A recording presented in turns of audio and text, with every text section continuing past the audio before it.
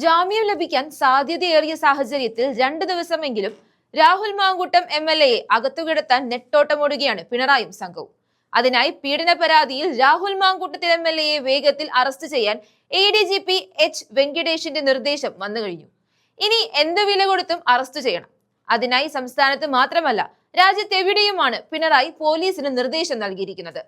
സംസ്ഥാന വ്യാപകമായി പോലീസ് പരിശോധനകൾ ആരംഭിച്ചു. ബന്ധുക്കളിൽ ചിലരെയും ചോദ്യം ചെയ്യാനും അന്വേഷണ സംഘം തീരുമാനിച്ചു. കോയമ്പത്തൂരിലേക്കും പരിശോധന വ്യാപിപ്പിച്ചിട്ടുണ്ട്. സംസ്ഥാനത്തിനകത്തും പുറത്തും ഓടിച്ചിട്ട് പിടിച്ച് അകത്തിട്ട് 1-2 ദിവസം ഉപദ്രവിക്കുമ്പോൾ കിട്ടുന്ന ഒരു ആത്മസംതൃപ്തി മാത്രമേ പിണറായിക്കും കൂട്ടർക്കും ഇതിൽ ലാഭമായി ഉണ്ടാകുകയുള്ളൂ.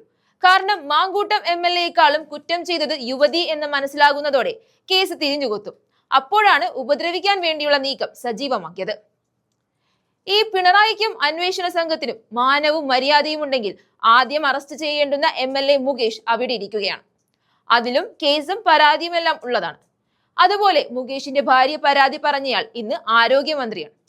അങ്ങനെ കള്ളന്മാർക്കും ക്രിമിനലുകൾക്കും സംരക്ഷണം നൽകുന്ന ഒരു സർക്കാരിന്റെയും അവരുടെ പോലീസിന്റെയും ഒരു ഗതികേടാണ് ഈ കാണുന്ന മാങ്കൂട്ടം വേട്ട എന്ന് പറയേണ്ടി വരും. പരാതിയോ കേസോ ഇല്ലെന്ന് പറഞ്ഞ് വീട്ടിലിരുന്ന ഒരു യുവതിയെ സമ്മർദ്ദം ചെലുത്തി പരാതി നൽകുക മാത്രമല്ല ചെയ്തത്. മനഃപൂർവ്വം ചാനൽ റേറ്റിംഗിന് വേണ്ടി ചാനൽ മുതലാളി മരം കൊള്ളക്കാരൻ പാവം യുവതിയുടെ വേദനയും ശബ്ദവും വിൽപ്പന ചരക്കാക്കി മാറ്റി.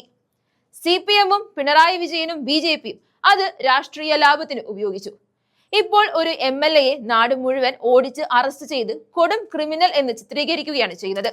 അതിന് നേതൃത്വം നൽകുന്നത് സ്ത്രീ പീഡകനായ മുഖ്യമന്ത്രിയുടെ പൊളിറ്റിക്കൽ സെക്രട്ടറി P. ശശി. എന്തൊരു വിരോധാഭാസമാണെന്ന് ഓർക്കണം.